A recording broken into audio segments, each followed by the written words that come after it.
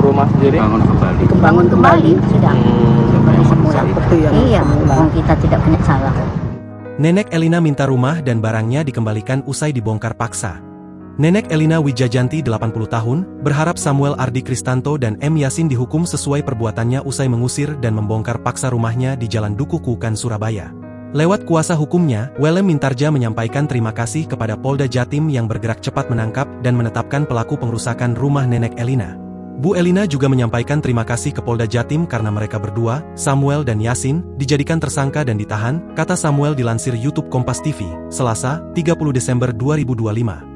Sementara itu, saat ditemui Nenek Elina berharap jika para pelaku dihukum sesuai dengan perbuatannya. Selain itu, Nenek Elina meminta supaya barang-barang berharga miliknya turut dikembalikan. Termasuk surat-surat berharga seperti sertifikat tanah yang hilang akibat aksi bongkar paksa itu. Saya minta surat-surat, sertifikat, lemari-lemari, kendaraan dikembalikan, katanya. Tak hanya itu, Nenek Elina juga meminta agar rumahnya bisa dibangunkan kembali. Saya minta rumah dibangun kembali seperti semula, wong kita nggak salah apa-apa kok dibongkar, saya sedih lihat kondisi rumah, katanya.